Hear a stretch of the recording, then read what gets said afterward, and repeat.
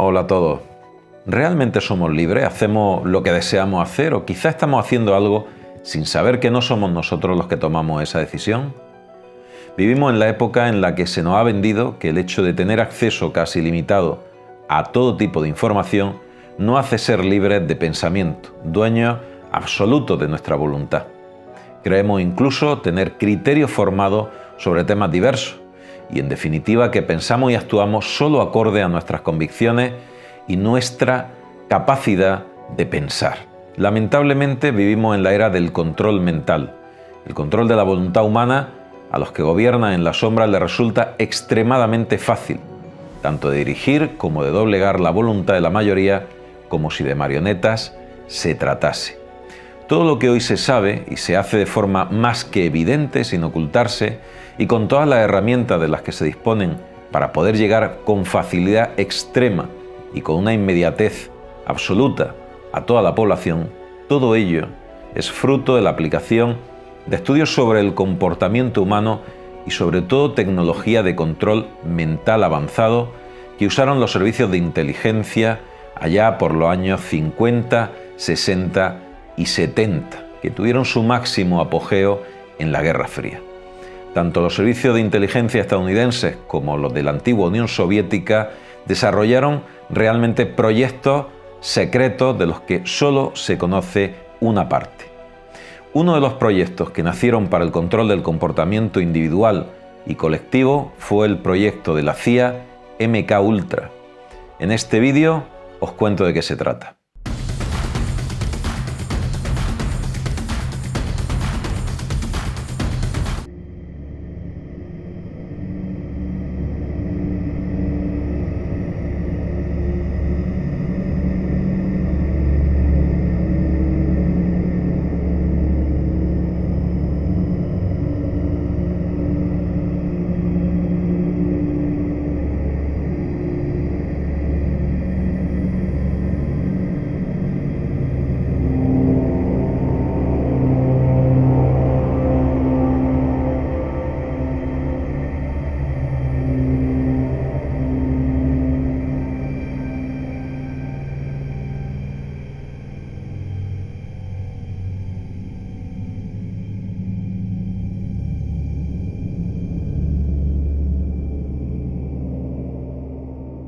En 1973, el director de la CIA, Richard Helms, ordenó que se destruyeran a toda prisa todos los documentos de un proyecto con más de 20 años, el MKUltra. Un año después, el New York Times denunciaba en sus páginas que la CIA había estado realizando actividades ilegales dentro del suelo estadounidense. Sí, se refería al proyecto que Helms intentó enterrar poco antes. Bajo el nombre de proyecto MKUltra, la CIA, el Servicio de Inteligencia americano, se dedicó durante 20 años a realizar pruebas y ensayos secretos totalmente al margen de la legalidad. El objetivo no era otro que entender y controlar la voluntad del ser humano a placer. Tanto el LSD, el ácido lisérgico, como técnicas de hipnosis avanzada, técnicas de psicología y psiquiatría, terapia electroconvulsiva o sistemas de tortura, todos ellos fueron usados por la CIA en este proyecto. Los métodos empleados en ese proyecto eran variados y muy alejados de todo lo que se consideraba ético, tanto en ese momento como en el momento actual. Casi 70 años después de los más de 150 subproyectos de investigación asociados al MKUltra, solo conocemos algunos. De sus secretos, de uno de los mayores escándalos históricos de los Estados Unidos, se sabe solamente algo muy parcial. Por desgracia, gran parte de la información se perdió en el año 1973 y el máximo exponente de los datos se encuentra en un informe de 1963 que pudo sobrevivir milagrosamente a la purga de Helms. No obstante, la historia comienza mucho antes, con el incidente de Pont-Saint-Esprit, la noche del 15 de agosto de 1951, en un pequeño pueblo, Pont-Saint-Esprit, que vivió envuelto en uno de los episodios más raros de toda su historia. Más de 250 personas fueron invadidas por la histeria colectiva. Al menos 50 de ellas terminaron en una residencia psiquiátrica y otros 7 tuvieron peor suerte perdiendo su vida. Tiempo después, el British Medical Journal informaba que el origen del brote se debía a la contaminación del pan por el cornezuelo de centeno, entre cuyos componentes está el ácido lisérgico, el LSD, precursor del potente alucinógeno. No es hasta mucho después que el descubrimiento de ciertos documentos lanzaron otra hipótesis a la palestra. ¿Y si en vez del cornezuelo, el pueblecito francés hubiera sido objeto de un experimento con LSD y otras drogas? Un experimento de control mental llevado a cabo por la CIA, más allá de suelo estadounidense. Aunque esto es solo una hipótesis sostenida por el periodista de investigación H.P. Albarelli, lo cierto es que el bioquímico e investigador Frank Olson fue uno de los hombres enviados a Pont-Saint-Esprit durante aquellas fechas. Curiosamente, Olson también estaba implicado en diversos proyectos secretos. Este científico ingresó en la CIA y se unió al grupo MKUltra un año antes del suceso de Pont-Saint-Esprit, según salió a la luz después de su muerte. Su presencia en la naturaleza del proyecto en el que participaba supone una tremenda e inquietante coincidencia que autores como Albarelli no han dejado pasar. Olson es la conexión entre la CIA y el pueblo de Francia. Una de las cosas que quedó patente en 1974 y en 1977 cuando se revelaron más de 20.000 páginas sobre el proyecto MKUltra. La agencia de inteligencia buscaba una sustancia química con la que influir en la voluntad de las personas, controlar, hacer más dóciles, conseguir confesiones y arrancar secretos, así como manipular y condicionar acciones y comportamientos. Las aplicaciones eran muchas y en la gran mayoría de procedimientos se utilizaba algún tipo de droga alucinógena, con objeto de doblegar la voluntad al límite. Aquí va otra coincidencia. Olson, que estuvo en Pont-Saint-Esprit y que participó en MKUltra de forma muy activa, saltó en la madrugada de 1953 desde la habitación 1018A en el 13º piso del Statler Hotel, en pleno Manhattan. No sobrevivió.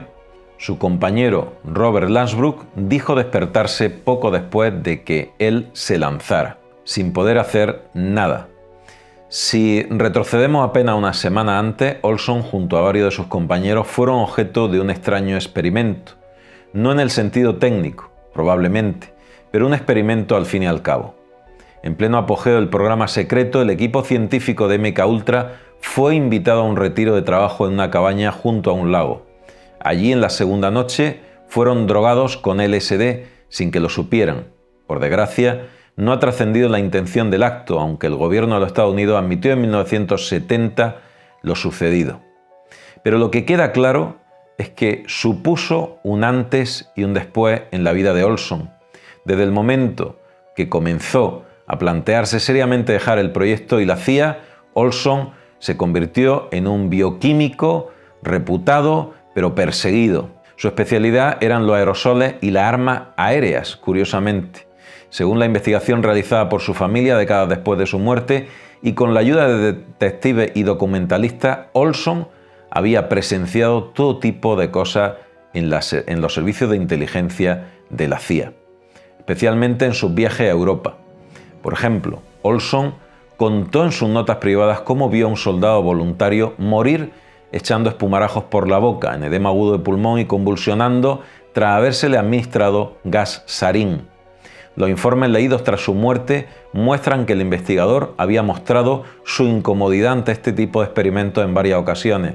En 1953 solicitó su destitución como jefe de operaciones. Sin embargo, sus superiores le obligaron a rebajar la presión psicológica que sufría antes de retirarse con la ayuda de un psiquiatra, el Dr. Harold Abramson, íntimamente ligado al proyecto MKUltra. En las últimas conversaciones con el Dr. Abramson aconsejó el internamiento de Olson en un psiquiátrico de forma inmediata.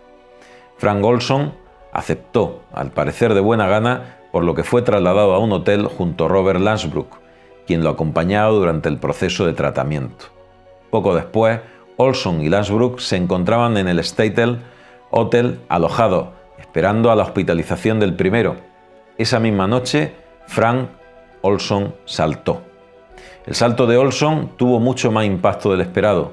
En primer lugar, propició una sanción al proyecto MKUltra que lo ralentizó profundamente. Aún así, la iniciativa continuó operando hasta 1964, momento en el que probablemente la falta de resultados y las condiciones más transparentes de la administración pública americana comenzaron a hacer mella en MKUltra. Eso implicó el comienzo del desmantelamiento paulatino. MKUltra fue clausurado y la gran mayoría de sus documentos destruidos. Entre otras cosas, lo que desarrolló el proyecto MKUltra fue el efecto de aerosoles de sustancias como el LSD, incluso en microdosis, dosis imperceptibles.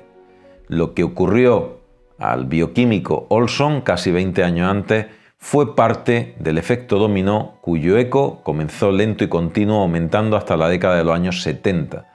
Efectivamente, por entonces algunos periodistas habían comenzado a desenterrar la historia sobre la iniciativa, lo que había puesto sobre aviso a Richard Helms. En 1975, un chivatazo del New York Times provocó la formación de las conocidas como comisiones Church y comisiones Rockefeller.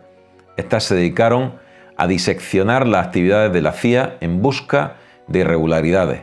Las investigaciones demostraron que la Agencia de Inteligencia Americana junto al Departamento de Defensa había llevado a cabo experimentos ilegales y que implicaban a seres humanos.